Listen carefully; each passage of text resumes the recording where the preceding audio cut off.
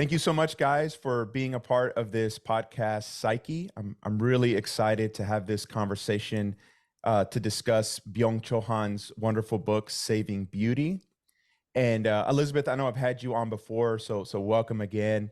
Thanks. If you don't mind, I kind of wanted to just kind of give Steve the spotlight for a second, just to see if he would kind of introduce himself for the audience and just maybe say a little bit more about who you are, what you're up to, and then from there we can start discussing this awesome book.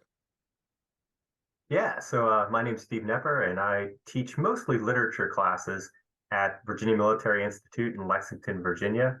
And I've been interested in Han for a few years now.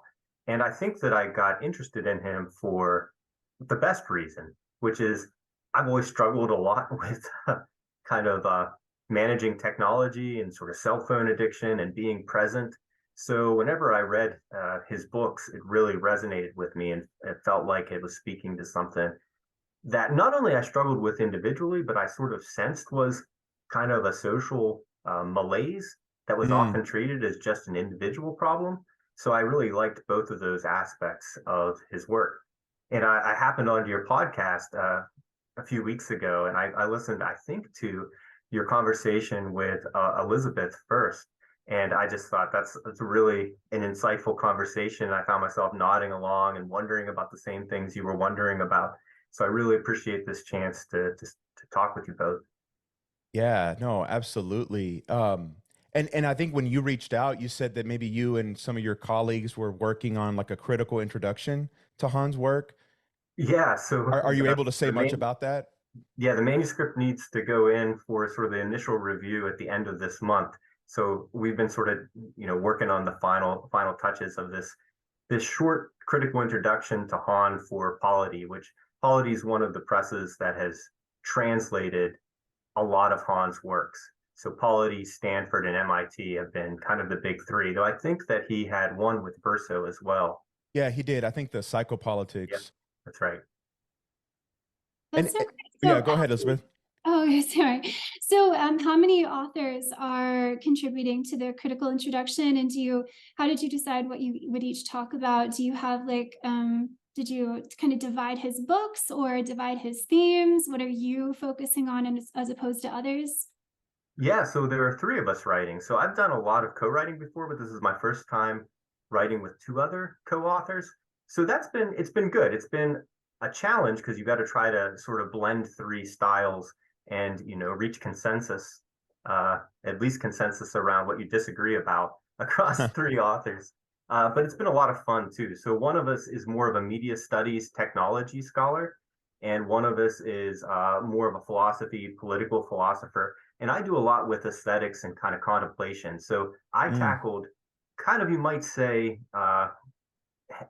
Han's proposed remedies for some of these problems with the burnout society. So I have a chapter that focuses on recovering time as duration, and then a mm. chapter on recovering the other in sort of this robust sense. So we all sort of worked on all the chapters, but we each were the lead author for two, and those were the two that I took the lead on. Okay. Wow. Man, I can't wait for that to come out. That's going to be wonderful. We're going to have you back on to talk about that. I appreciate that. I think that I'll feel a little better once we get the initial report back from Polity to make sure they still want it after they've seen the full Fair. manuscript. That's Now, great. And you have a book on ethics as well, right? So what did you focus on particular philosophers or particular authors? What was kind of your thesis argument or scope of uh, I guess inquiry for that book? Yeah, so thank you. So I wrote a book about another contemporary Irish philosopher, William Desmond. The book's mm, called Wonder Strikes, Approaching Aesthetics and Literature with William Desmond. And William Desmond and Han are kind of kindred spirits in several regards. I think both of them want to recover in regards to today's conversation. They both want to recover this more robust sense of beauty as something that, well, as the title of my other book, strikes us, right? Something that we don't just sort of stand there and judge and discern, but something that uh, addresses us and that we need to respond to. And I really like that. And both of them, I think, are very contemplative thinkers.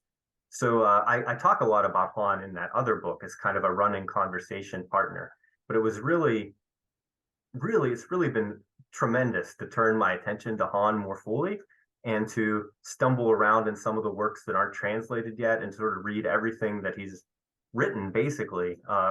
It definitely changed my sense of what he's up to. I felt like I got the chance to see some of his through lines and see some of the places where I think he has kind of sort of changed what he's up to or sort of has reconsidered some of his positions.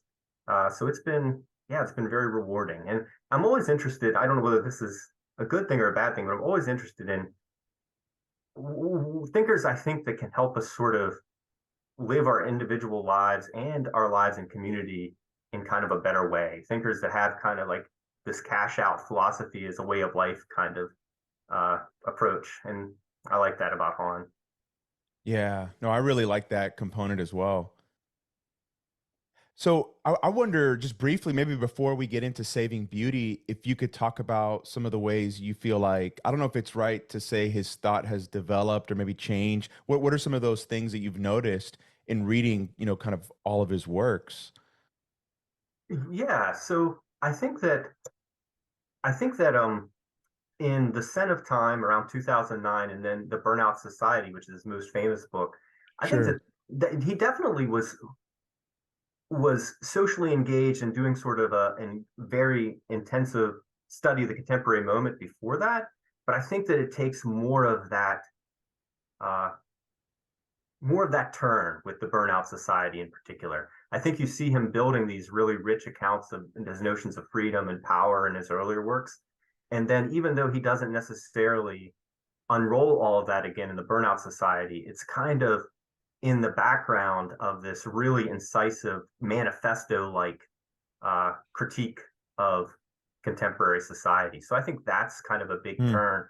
And then a couple years later, in The Swarm, I think is another turn where he kind of my co-writer that focuses on media theory says he kind of takes this turn into media studies. He starts citing writers like McLuhan.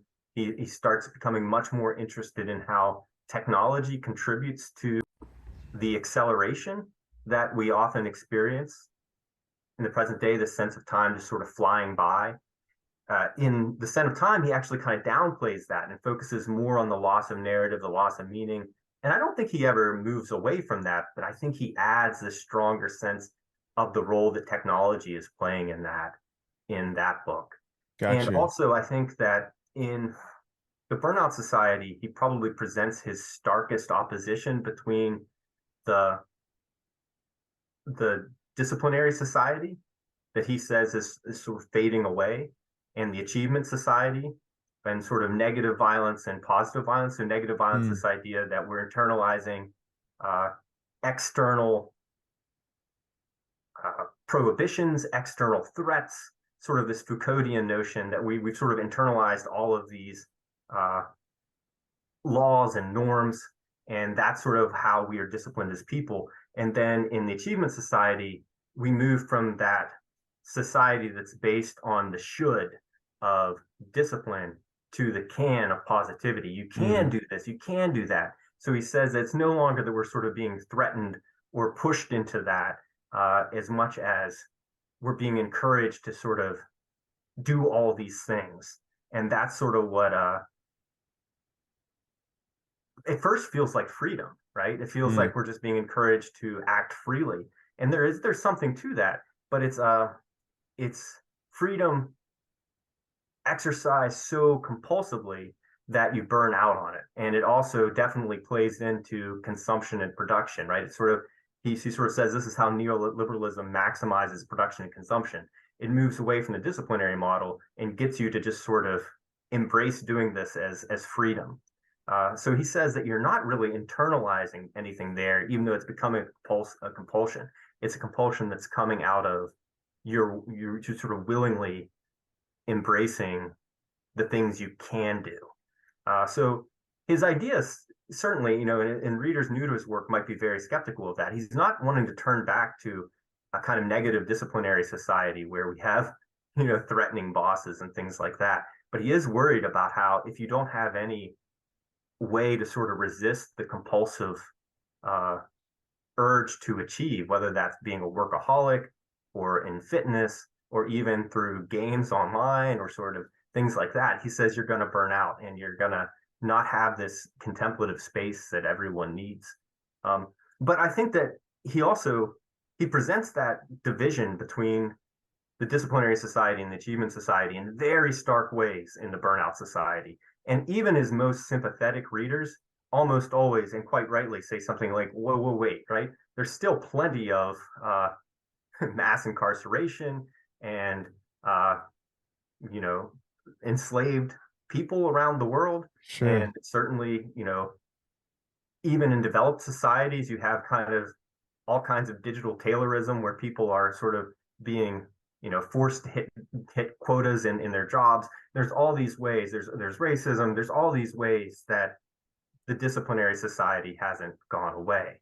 So how we present it in our book is I argue that what he's trying to do in the burnout society, it's something like a manifesto, and he wants to make that division really stark so that we can sort of see something that's been invisible. But then in his later works, he really starts to nuance that.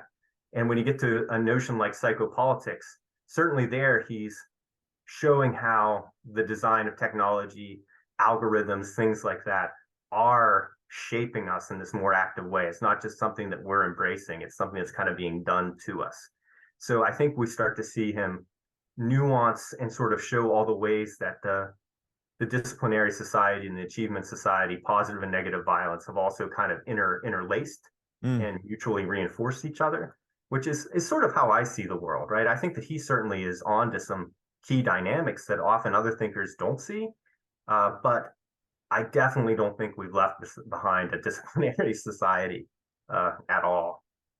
Sure. Wow, man, those are really great insights. Elizabeth, do you have any thoughts or questions? Well, I thought it was really interesting. I just wanted to go back for a minute to one of the comments you made in the beginning about this kind of active role we have with beauty and with art and with each other. And I was wondering if you could say more about that, and if you see any connection with Heidegger's work on art and beauty as well. Heidegger says in The Origin of the Work of Art that what is created itself cannot come into being without those who preserve it, and preserving the work means standing within the openness of beings that happen in the work. So there's kind of this, you know, harking back to, in opposition maybe to Augustine's question, is something beautiful because it gives delight, or does it give delight because it's beautiful? That original like subjectivity, objectivity kind of debate. And it seems like Heidegger and Han and some others who are talking about this conversation in aesthetics are going beyond that and saying, no, delight, if there is any delight, that it is something that's created upon agreement and on commitment with those involved. And there's kind of a reciprocity. And do you think that reciprocity and that sort of conversation or dynamic comes out explicitly in Saving Beauty, or is it something we have to tease out of Han? So I don't know if that makes sense, but. Yeah, that's a really good question. And certainly Heidegger is, I think, Han's most consistent interlocutor across his books. He wrote his dissertation on Heidegger, and that book was published as Heidegger's Heart. It hasn't been translated into English, but I hope it will be someday. But he certainly is also critical of Heidegger. And we could talk about that some as well, but trying to sort of answer your question as directly as I can, it's always sort of tricky. But I see across Saving Beauty, Han drawing on a few different traditions, and what they all sort of share is this sense that the modern notion of aesthetics that sets up a strong opposition between the sublime and the beautiful, for one thing, and often in a way that sort of flattens out beauty, makes it something that's just soothing, and then eventually that becomes saccharine or even just kind of a bourgeois sort of fashion or escapism. So they resist that. They want to recover this more robust notion of beauty as something that addresses us, that calls, that strikes. But they also resist that kind of modern notion of aesthetics that reduces it to kind of our judgment about artworks in particular, maybe about natural beauty as well, just sort of trying to figure out, is this beautiful or not? Is this well executed or not? And Heidegger certainly rails against that as well. I mean, he doesn't think that that really gets us to beauty at all, or really what the work of art does, which the work of art, in the strong sense, kind of discloses a world for us. Mm.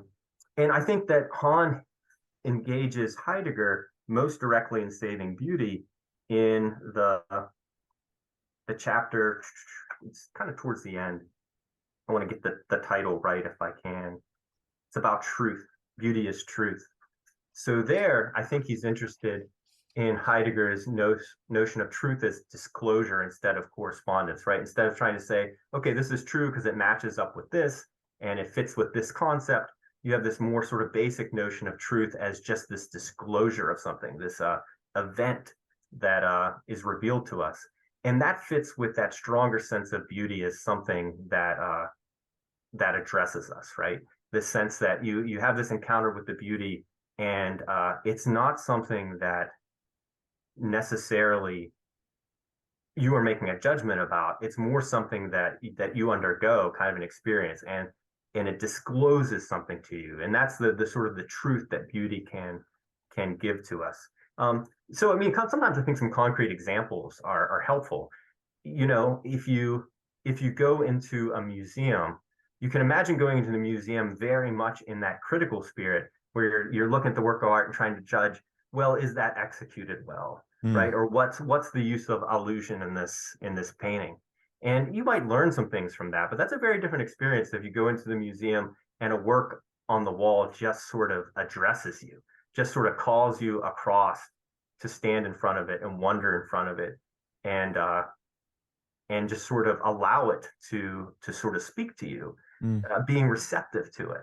And I think that that's what Han is most interested in with beauty, that kind of experience.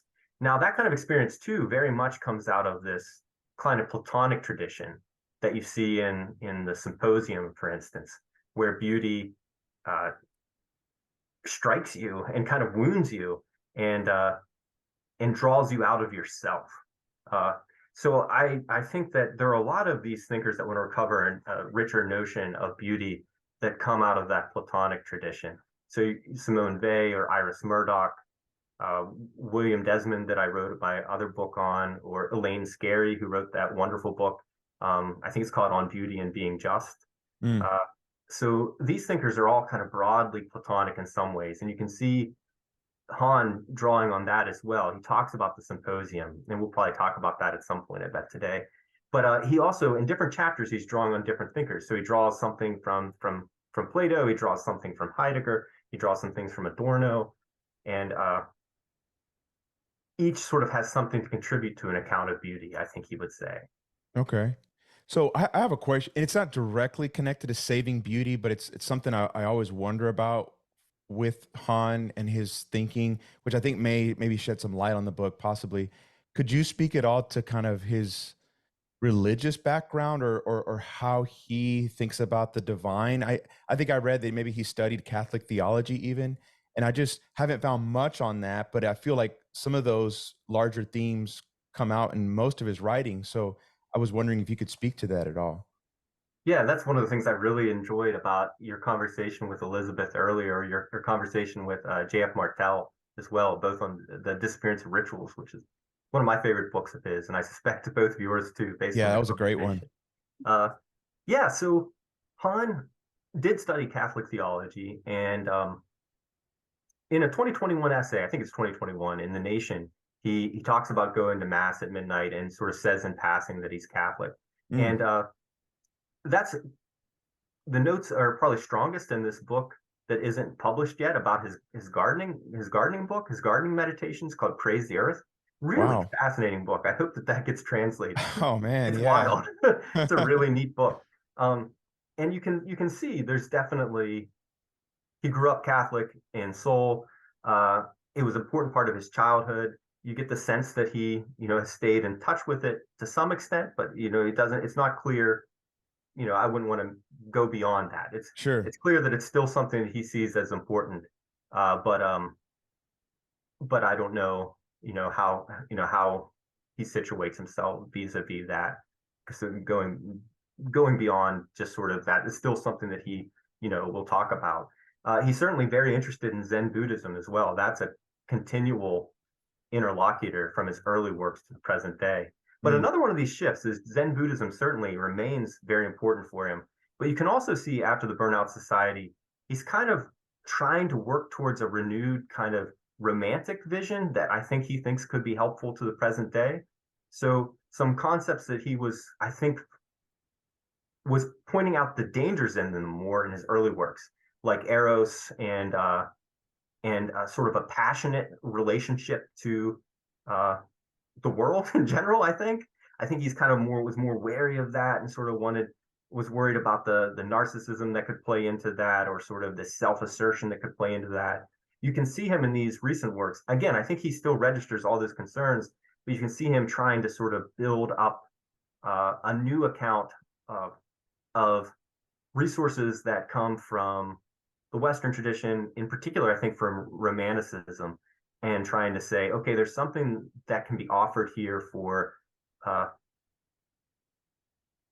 a cosmopolitan relationship to others, but also to the world, kind of Mm. this ecological vision.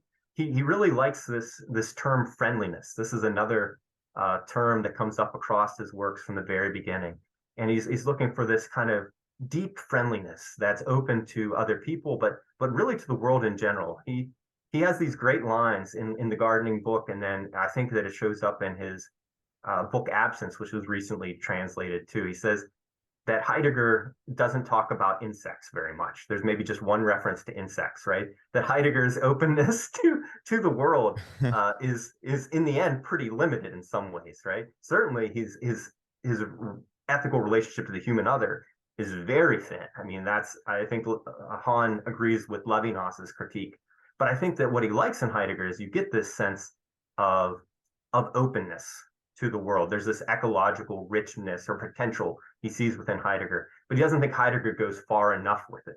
Mm. One of the things he likes about Zen is that its friendliness is he sees it as much more friendly. And so, one of the oft remarked things is that Heidegger comes pretty close to Buddhism, and Han says, well, yeah, but there's still a pretty big difference. And there's a way in which you might see one of the ways that he's critiquing Heidegger is he goes back to Heidegger and then draws it through Zen and really sort of shows what sort of a true openness might look Mm. like. And he does the same. I think he's doing the same in his most recent works with Romanticism. He's going back to some of the same romantic figures that Heidegger liked a lot, like Holderlin. And he's saying, actually, their politics were very different than Heidegger's very kind of, disturbing politics, much more cosmopolitan. And he's sort of drawing the same thing. He's going back to some of Heidegger's sources and sort of reworking them, taking some things that he thinks are important about Heidegger, but resituating them in, I think, this broader ethical framework, more ethical concern for the human others, but also this broader ecological concern too. And I think that that's a religious vision to him to some extent. I think that he is very much someone who sees the world as sacred. He has this interview in Art Review from a couple of years ago where he says something like, to him, everything that is mysterious and Mm. magical. So I think that there is a sense of the sacred in Han, but I think that it's one that he sees as coming from can be found in different traditions, and Mm. can be developed probably in a new key for the present day. Yeah. Wow, man, that's such great stuff. I need to think more about that. I'm curious if not to reduce it to kind of one definition, but when you talk about, or when he talks about friendliness, is there a way that you kind of define that, or just kind of help people understand what he means by that? Yeah, so he said himself that it's a hard word to translate into English Okay. out of German. I mean, I think that you could see it as something as like geniality, I think, is another word that we sort of thought of. You have this sense of open, welcoming receptivity. Uh, I think that's a big part of it. he talks about friendly listening in the expulsion of the other in the chapter at Mm, the end of it, and I really love that part. He's talking about just giving someone your ear and kind of nodding along, mostly not saying anything, but just showing that you're tracking and just sort of friendly, receiving in a friendly way what they have to offer. And I mean, I think we've all experienced that with someone and how wonderful that is. Uh, I think that's what he says something that I'll pick on him a little bit. He says something in there. This isn't the listening of the counselor. He says, um, and but I actually when I was reading it, I thought of the work of someone like you, Kike, because I think that at its best, that's what it is, right? yeah, I was gonna say I'd Um, have to disagree with him on that. At least that's my approach is to just sit there and hold space for people and empathically connect and listen. yeah, 100%. So yeah, that's one of his examples of friendliness, a concrete example. Okay. Yeah, no, thank you. That's really good. So I was kind of thinking, I mean, just jumping into the book, he starts out this chapter on the smooth. And I just kind of wanted to ask you and Elizabeth, what does he mean by the smooth? He talks about it in a negative way. How is it connected to beauty? Maybe we could kind of unpack that a little bit. Elizabeth, I'll let you go. I've been rambling along too much. Oh, well, okay, sure. So sometimes I think that Han becomes attached to certain terms and certain concepts. And when I'm reading him, my question is always, well, what about the other side? I can see how we can redeem the other side and see the shadow aspects of what Han is trying to say. So, and this might have actually a question for Steve within this answer, because I'm always wondering if when people are translating him or when people are analyzing him, if we are all longing for him to be a little more specific and add some adjectives. Like, for instance, he says pure work is something that is opposed to play and is opposed to beauty, and it reduces us to our consumer producer selves. And then he goes on to just use the word, at least in my English translation, of work, and it seems like he's kind of demonizing something, but he's not necessarily clarifying his limitations around what he finds problematic and what he might not. So that's where it gets me back with the smooth. I think that the smooth can be very beautiful and pleasing and aesthetic, and we need more of it in our world. When Apple came out with all of its products, like let's say the iPhone, which has like the curves and, it's smooth, it's uniform. I, as an American, ask, why don't we have more aesthetically beautiful architecture and technology and everything that we use? Mm, Why can't we enjoy the quality of excessive like beauty, not like luxurious, like, super expensive or anything, but just looking at beauty. Like when I look at my community college, let's say, or most community colleges, as opposed to like these old historic universities that have beauty because they were built in another century. Now it seems all utilitarian and reduced to something that Han wouldn't actually like, because it's cutting costs to be profitable.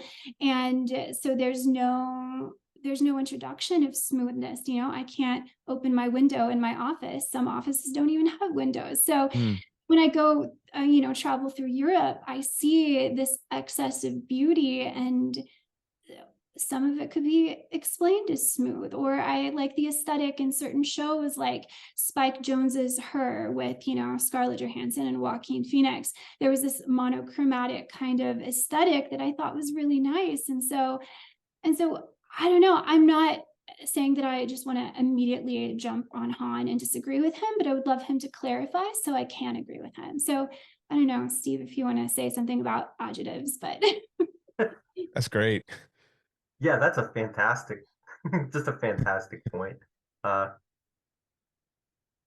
yeah, so one thing I'll say one thing that I think is maybe kind of adding to your concern, and then I'll take my best crack at what I think Han is up to with that notion of the smooth, and why it might not apply to some of those things that you were finding worthy in aesthetics. Uh, the thing I'll say that adds to it is I think it's in Saving Beauty. Uh, he has this passage where he talks about touch as the most demystifying, or the demystifying of the senses, right? That touch just sort of destroys and instrumentalizes among all the senses. Right. And that just, I could sort of see what he meant by that, because you can grasp something in a really uh, violent way or appropriative way, and there's all kinds of touches that are bad touches, of course. But you think about, like, I don't know, you know, holding hands with someone who's scared, or when you're scared, or you think about the magic of raindrops on your skin, like the beginning of a thunderstorm. There are all kinds of ways in which I think touch can be incredibly uh, charged, right? And re-enchanting, not disenchanting. So Mm. that was something that really kind of struck me as something I disagreed with when I was first reading Han. But then you read in other books, and he will talk about, say, the caress, where he'll talk about parents holding their children's hands and Right. comforting them, or like uh, hospice workers. These things, of these examples that were what came to my mind as sort of counter examples. So I think one thing that reading Han broadly shows, and this is maybe one of the dangers of writing the very short, kind of trenchant manifesto like books, is that he does provide nuances, and you get the sense that, oh, he doesn't mean all touches. He Mm. means this particular kind of touch is a bad thing, is a thing that robs things of their otherness. And certainly I would agree with that, but I just didn't. It seemed very totalizing when I first encountered it, and I do think that that's something in his style that can be uh, off-putting and lead to misunderstanding. And I think that he actually is often more nuanced across this whole body of work. I think that he does. I think he really likes, and you talked about this in, I think, your symposium that you did with the four of you in the earlier episode. He Mm. does really love these strong oppositions, kind of dualisms. Like a And at dualism. times, I Yeah. think they shine a lot of light, right? The difference between sort of symbolic perception, as he calls it, and binge washing, right? I was like, yeah, those are pretty different ways of approaching things. So sometimes I think that they're salutary, and I kind of like it. But that sometimes I think they are overdrawn, and Mm. often they're overdrawn in ways that in other works will come back in nuance. But that can be kind of frustrating, and can lead to misunderstanding. And I would say the same with the smooth. Is I think that, as I understand it, so I mean, I don't know whether this entirely holds up, because there are definitely places where he talks about it as if it is sort of all things that are just smooth in the broadest sense. But I think that what most concerns him is a kind of aesthetic experience that doesn't have any challenge for you as the viewer, right? Mm. Something that you just sort of can take in and mediate without any resistance. So I think that for him, with the iPhone, a lot of it has to do actually with the experience of scrolling between things without any resistance, of sort of going from one thing to another, exiting out of this, opening up this. There's this mediation without any resistance. And I think he does think there's kind of an aesthetic analog to that, where things are so smooth that they become like mirrors that just project ourselves back to us. And I think he thinks that, especially in the present day, what we need is that experience of beauty that slows us down and opens us up and makes us stop and reach beyond ourselves and grapple with something in its otherness. Mm. So again, this maybe is me speaking and not Han, but I think that some of the things that Elisabeth talked about can be experiences of otherness, even though they seem in sort of the in the pure aesthetic sense as smooth phenomenon. I don't That's know. great. So it's kind of Yeah. going beyond the literal and seeing the metaphorical essence of what Han is saying, perhaps. Yeah, I think, at least to me, that's how I find it most persuasive. Mhm. And I think you made a good point too, man. And he has so many, but they're so short. So I guess it's not as hard as if you were to write like 1,000-page tomes and he had like 50 of them. But I think you have to kind of read Han in the context of all of his work. It seems like it's part of what you're saying too, to capture some of the nuances, to see maybe where he might pick up a thread that maybe he just threw out there in one book. He may elaborate it in another one. So kind of trying to read as much as you can might give you a better grasp of what he's really saying. Yeah, I think that's right. Or at least that was my experience. That some of the things that I thought in Han were oversimplified or that I disagreed with, I found that were nuanced in other works.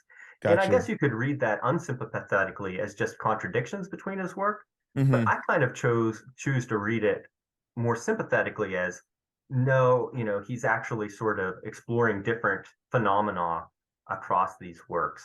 And and adding some nuance. And I would also say that even though I think that some people are rightly critical, and I share some of this with how overdrawn sometimes his dualisms may seem, or his uh, the pronouncements in some of his books. But I do think that one way you could read that charitably and see some power in it is I do think he's often trying to get us to see phenomena that we haven't seen, right? That have become invisible in a sense, right? And sometimes it's the hyperbole, it's the starkness that gets us to see something that we didn't see before. Uh, for instance, something like the aesthetic of the iPhone as not just being about uh, its outer surfaces, but also about how it sort of invites this uh, type of engagement that doesn't offer real resistance to us, that Mm, just allows us to sort of expand our ego and sort of go into our own kind of algorithmically tailored bubble.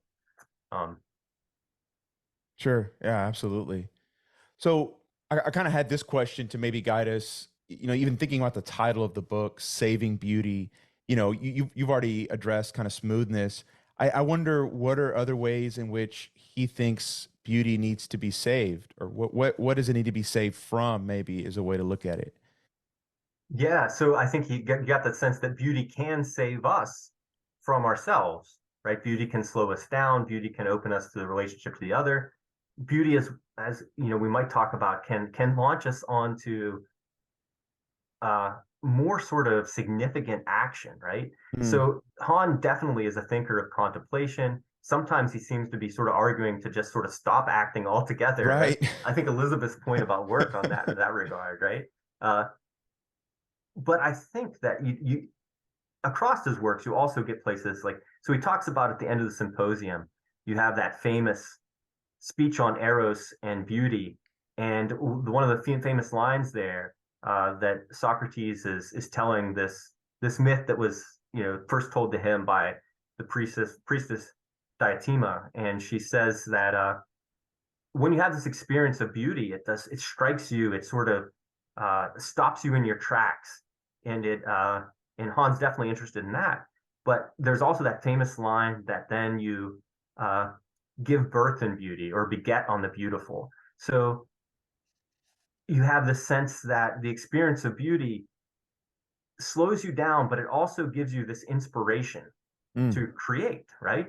And it could be in Plato, it talks about uh, procreation, having babies coming out of that experience, but also things like the beautiful artwork or the beautiful law, right? So the experience of beauty inspires you to create other beautiful things.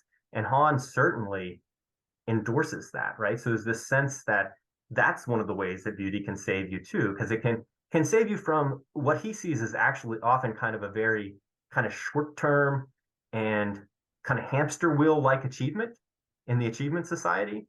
But he wants you to sort of clear the space for more decisive action that can make a difference. And he thinks that's one of the great strengths of contemplation. That's why he defends the traditional kind of Christian under medieval understanding of the contemplative life and the active life, and the contemplative life as being what sort of allows the active life to have direction and to mm, have purpose. And he defends that against Hannah Arendt and Heidegger. He says, no, actually, there's something really useful here. So his turn to contemplation is not just to stop there per se, even though he thinks we do need to linger there, to use one of his favorite famous words. But right. it's also to clear space for this more decisive action. And even politically, I think he thinks that if we slow down, if we open up this contemplative space, that's where kind of new possibilities can be formed. Mm, So that's how beauty saves us. But how do we save beauty? I think we save it by slowing down and fostering receptivity to otherness.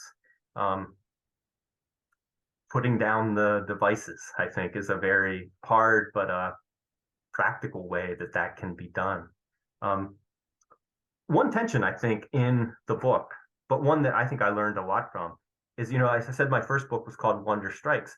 And in there, I tend to focus a lot on how you can be sort of caught up in your preoccupations, and then suddenly you encounter beauty, and it sort of knocks you back, right? Han has this line in here about the work of art pushing you down, which is, a really strong language. So I think that can be an experience of beauty, the experience where you don't necessarily have to be that receptive. It just addresses you. But, he has this chapter about,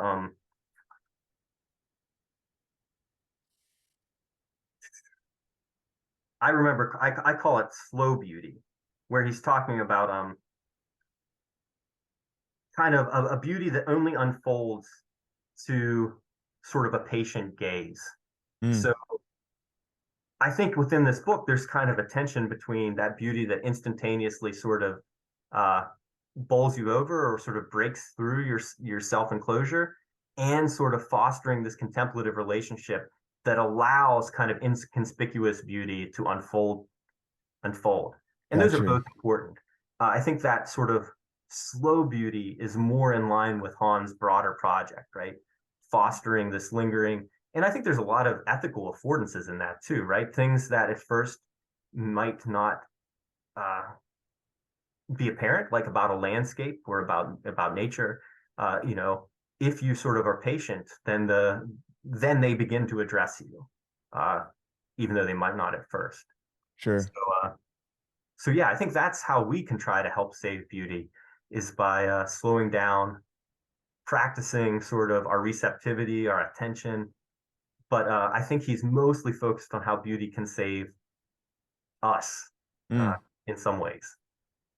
Yeah. Wow. That's really good. Elisabeth, do you have any thoughts, questions? Yeah, I mean, it kind of brings me back to your comment, Steve, about recovering the other. Han talks a lot about, in Saving Beauty, about the friendliness and the generosity and commitment, but also how beauty's power is to seduce. And he has that great chapter on veiling, in which he brings up the Torah and how a big part of the sacred and divine and spiritual and religious traditions was the mystery and what would not be revealed, and how that creates desire to continue the relationship. So I think one misreading of Han in this book is that he expects or demands a lot of the other, which seems, from my sort of, I guess, feminist theology tradition, potentially problematically exoticizing and eroticizing the other. But I don't necessarily think that that's what he's trying to do, or that's what he's doing. I do see a reciprocity. That's why I think I was asking you about, like, is this really specific? So what could you say, Steve, about this recovering the other in the context of how he describes what he wants from the other, at least from one way of reading him in this book? Yeah, that's such a good question, and I would love to hear more of your thoughts on this. So I'll just keep it really brief, but I think that what I see in it is that he doesn't want us to heroically save the other, though. I think he thinks we should help each other out, right? if we're like drowning or something like that, for sure. But I think that it's about sort of an ethics of respect that allows the other to be the other, and sort of recognizes that you never have any other human being, an animal, a place fully figured out and fully pinned down. If you ever say, "Oh, I get that 100%," right? I do not need to sort of pay any more attention to that, right? I have plumbed its depths. I fully understand it. That for him is, I almost want to go to like religious language. It's like a sacrilege or a blasphemy to say that, right? You are not just instrumentalizing the other, like really reducing the other. So for him, I think that there is kind of beauty sort of awakens you to this sense of, oh, here's something outside of my projects, outside of my ego that I can't contain and don't contain. And, he endorses this notion of, uh, as a true eros for Han isn't a grasping eros, isn't something that's trying to sort of dominate the other or uh, fully claim the other as your own. It's something that recognizes the mystery of the other and definitely is intrigued by that, but is not trying to ever sort of exhaust it. So I think there's this ethical space, and so therefore, where it runs into trouble, I think, and I think that you put that so well, is that I do think that he thinks that anyone that opens himself to the other exposes himself to risk. For one thing, we could talk more about that. Sure. And does important ethical work, but also does get something back, at least potentially. But what they get back is this sense that the world's bigger than them.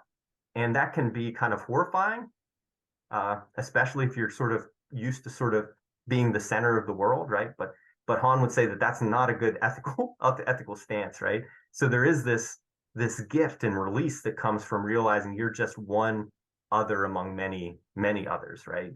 And the sort of the decentering that can come through an encounter with the human other, or an encounter with an artwork, an encounter with an animal, a place, and obviously each of those has their own sort of particulars. We wouldn't want to just sort of put an equal sign between each of those, and that's certainly not what I'm trying to do. But each of them have this potential. Maybe I'll say just one more thing. So Sure. he really likes Badiou's book, In Praise of Love, and he likes this idea that Badiou has that when you are in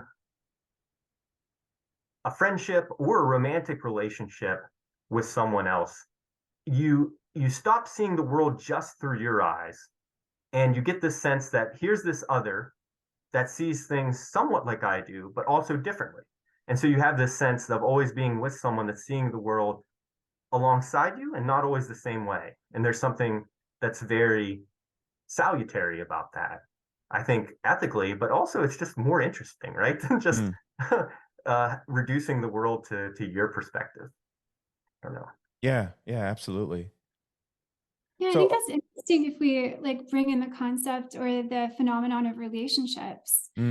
I mean, it does make sense to when you are in a committed relationship to continually invite distance and continually invite the possibility of not knowing with the other, just to keep eros alive in that relationship that is, long lasting and continuous and everyday.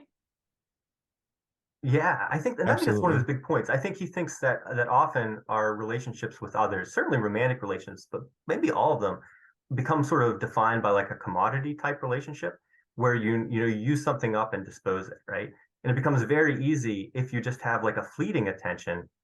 Think about let's shift registers maybe to a tourist that goes to a city and is like, okay, I'm going to see this, this, this, and this. And once I've done it, done with it. I've seen everything there is to see, right? And that's so superficial. But that person might actually believe that's all there is for that place to offer, right? That kind of mentality, that very sort of thin engagement that neglects the richness at play, is something that can take over all of life for us. And I think that's part of what Han means by the smooth, right? You just go in, you consume it without much resistance, and then you move on to the next thing.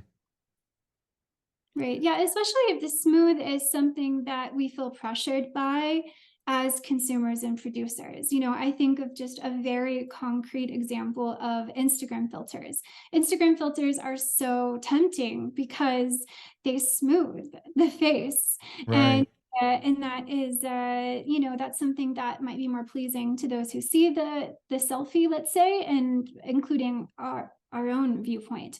But if we feel pressured by that because we want to make our content more digestible and we can't live with the creases and the wrinkles and the shadows or whatever we're trying to smooth out, it brings a sort of, I guess, reductive kind of emptiness to the exchanges we can have with others. Mm.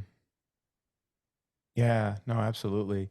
You know, I remember what that's making. Well, two things. Let me make a confession. I didn't even know you could do this until today, but on Zoom, I was messing with some of the video preference things, and it says, "Do you want to get a little bit smoothed out?" I was like, "Sure." So, confession, I hit the button so Han could, like, you know, critique me on that. But I feel very called out with a lot of that Han says in this book. okay. I'm there with you. I remember when I spoke with Eric Butler, who's Steve, I don't know if you know him, but you know, he translated Burnout Society and a few others. He said that in his understanding of Han and the books that he translated, that, you know, he's big on like the image of like, or just the idea of topology, and how, you know, in the real world there's jagged edges and there's cliffs and there's valleys. Everything's not smooth. And so I kind of think about that when I think about smoothness and beauty, that you know, beauty has a relationship to the negative, to the dangerous, to the things that aren't just, you know, going perfectly. And I think that's a pretty important point to think about. Yeah, especially with what your Twitter post, Kike, about commitment. Oh, I was hoping we could get to that. Yeah. Requires commitment. You know, if the other, we are the other, are so daring to just present our art without feeling consumed by pleasing a mass audience, what it requires of those we engage with, those who engage with our content, is commitment to see the beauty within whatever we're presenting. Mm. Yeah, that's good. Yeah, please, Steve. Do you have something you want to say? Yeah, I think that's how I see it too. And I think that I see two touchstones for him is that line already mentioned in the symposium about you know, beauty gives you this inspiration to sort of create other things. It can commit you that way. But then also another touchstone that comes up in a quote from Gadamer here, but I think he talks about it in another book as well, is the Rilke poem, The Archaic Torso of Apollo. And Mm. that famous line, and this is such a wonderful poem that you know, the speaker sees this headless ancient torso of the god, and the it addresses him, and it says at the end, you must change your life, right? That sense that yeah, that beauty isn't just something we discern, but it can put sort of a claim on us, right? It can sort of challenge us. One of the things Han says, to live more beautifully, uh, but it can challenge us to create more beauty, which is, I think, the same, two ways of saying the same thing. Mm. When you don't have that saccharine notion of beauty, right? That Han wants to sort of push back against. Sure, sure. Yeah, it's that other line of Rilke, the just bearable, unbearable. It's kind of the commitment to each other to create something and to feel something, to be transformed by something, which doesn't always happen on Twitter. This recently, or sometimes, I try to respond to people who say something about a book I'm reading or a philosopher I'm reading, but not all the time do I feel necessarily that the other person really wanted me to respond and to engage and to ask them to clarify.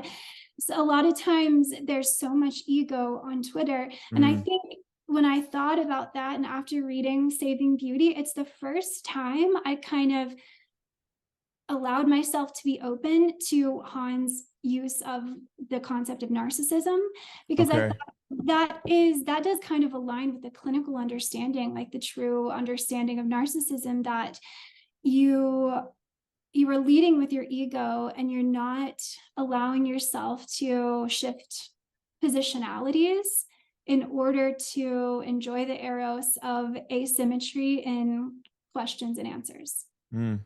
That makes sense. So, I Oh think yeah. I want the kind of interaction on Twitter with random strangers, and philosophers, that we engage in something. And sometimes I'm the student, and sometimes I'm the, person that's sharing the knowledge that I have. And there's this exchange of intimacy, but a lot of times it feels very competitive. And it's just like the only point was to be contrary and to one up one another, which is not really something I feel that's very productive. Oh man. Yeah, drop the mic. That's so true. Yeah, 100%. Uh, yeah, it's And I, I just I wonder why, and how can we then recover the other in that situation, or is it a lost cause? Sorry, Steve, go ahead. well, I was gonna say that I've only been on Twitter for a couple of months now, um, and I've mixed feelings about it. Mm, And one thing that's been nice about it is meeting people like you two that are kind of kindred spirits that I feel like mm, I've had real discussions, here, but then on Twitter, and I've learned things from it. But like Han, uses that language of like the tendencies or biases of digital technologies. And I think that in order to have those kind of relationships on a space like Twitter, you really do have to go against the grain and against the algorithm, right? Because mm. it certainly encourages kind of bombastic, uh, yeah, ego-driven posts, and it certainly tries to lure you into outrage. Oh I think yeah. it's interesting. You can see as the algorithm gets a better sense of what you like, it also starts to spit out things that it thinks are going to make you angry. And that's just remarkable, right? And that's so bad. And I think that's what Han means about the tendencies.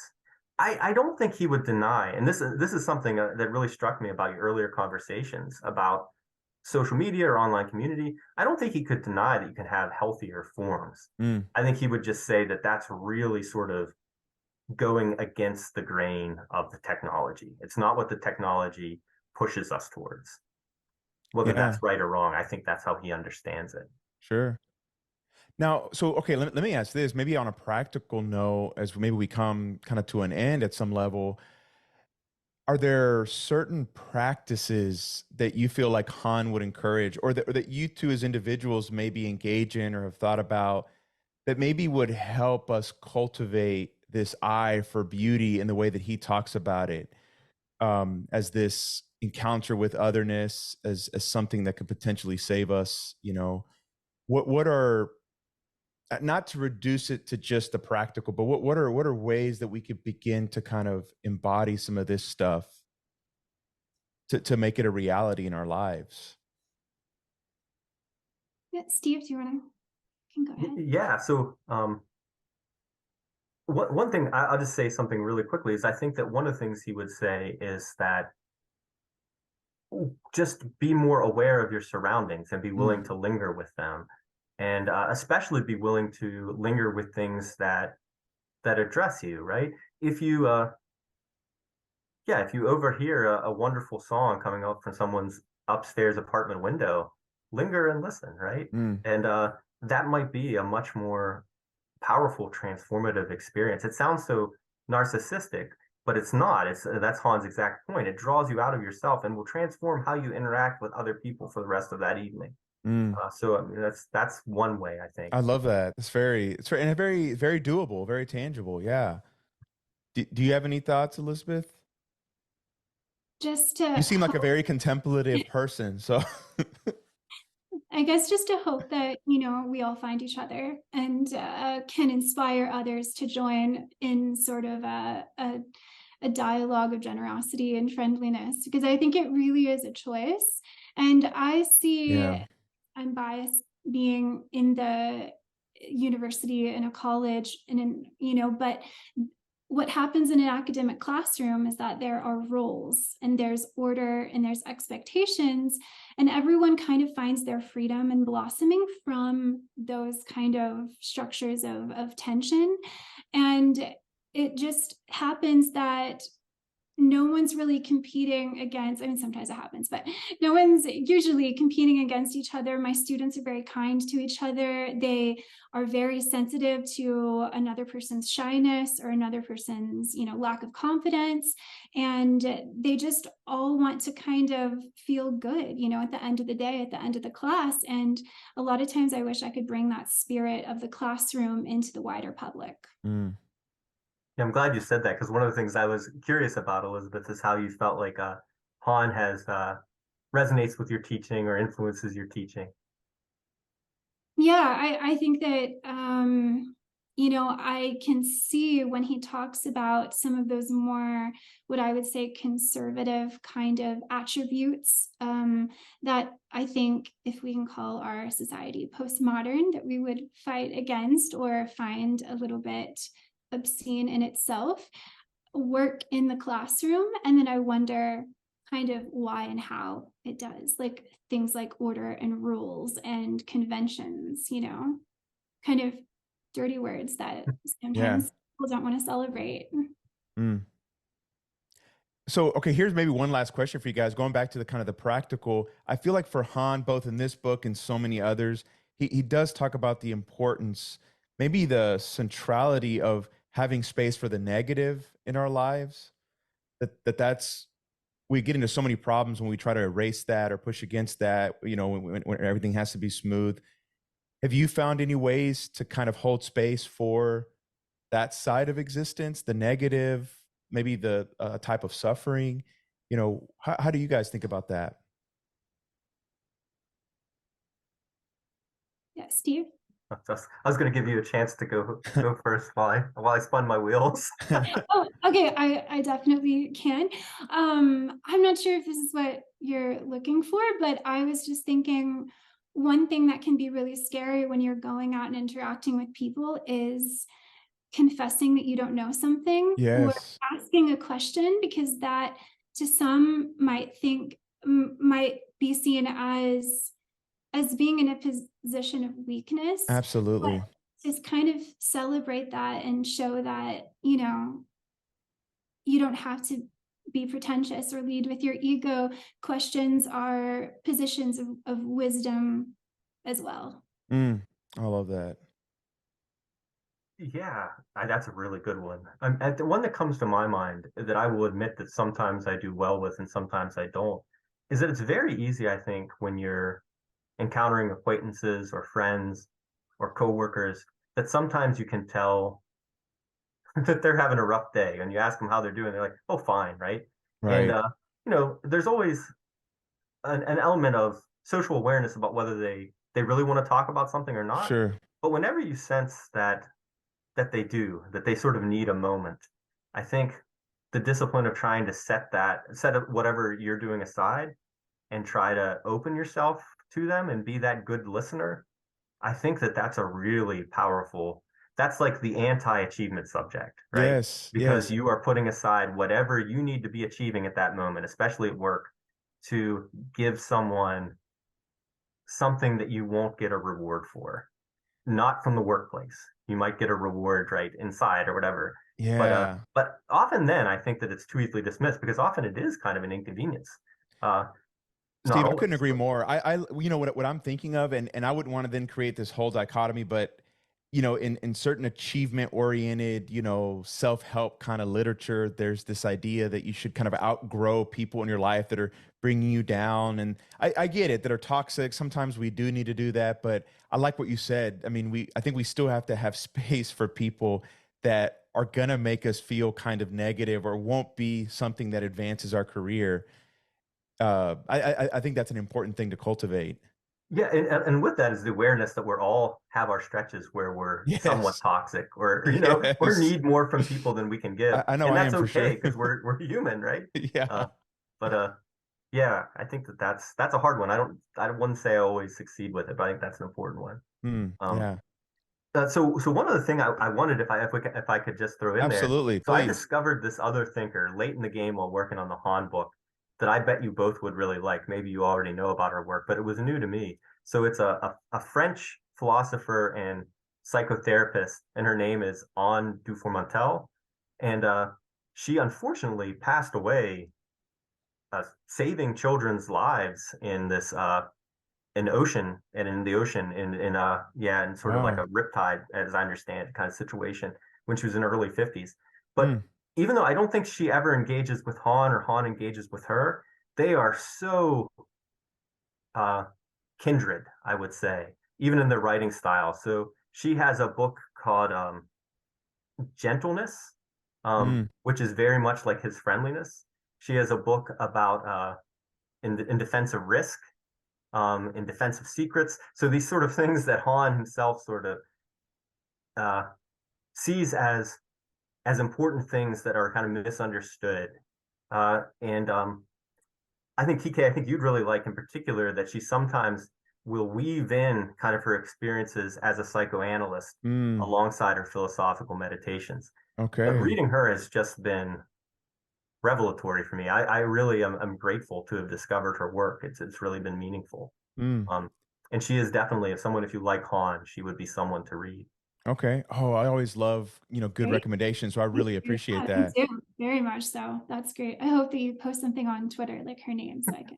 And I will say that I learned about her in the least Han-like way possible. The Amazon algorithm actually spit Ah. something out that it was right about. So every once in a while, good things can come out of this. I'm trying to think. I have a book here. Did she do any work with Derrida? She did. She did the hospitality The book. hospital. Okay, because I had Yeah, another guest recommend that book, and when I ordered it, I realized there was maybe I don't know if it was if somebody that was translating it or in dialogue, but okay, so it's the same person. Got it. So yeah, that's exciting. Okay, yeah. And I haven't read everything that she wrote, but one of the nice things is kind of like Han that her books tend to be pretty short. kind of short. So Yeah. they are uh, they're really nice to kind of meditate upon a page or two, a short Mm. chapter. Oh, that's awesome. Exciting. I'm definitely gonna look her up. Thank you. Yeah. Okay, well, guys, thank you so much for, being a part of this conversation. I had a blast. But before we kind of sign off, is there anything else that y'all wanted to say, either about yourselves or the book? One last thing I say, probably should have said the name of my co-authors. That was really Yeah. not good. So my political philosopher friend is Rob Wiley, and the media theorist is Ethan Stoneman, and they're both brilliant, and it's been a lot of fun to work with them. Hmm. Well, I just hope that the book goes through and I'll be really excited to read it if it does. Yeah, thank you. Yeah. And I've really appreciated the conversation with both of you. It's been a lot of fun. Yeah. Yeah. And when do you think that your book is coming out, Steve? Hopefully, if all goes well, in the spring of 2024. So they want to bring it through pretty quickly. Okay, nice. That's great. Yeah. Okay. Well, until next time, guys, thank you. Next time, thank you so much. It was so great to meet you, Steve, and you again, KK. Thank you.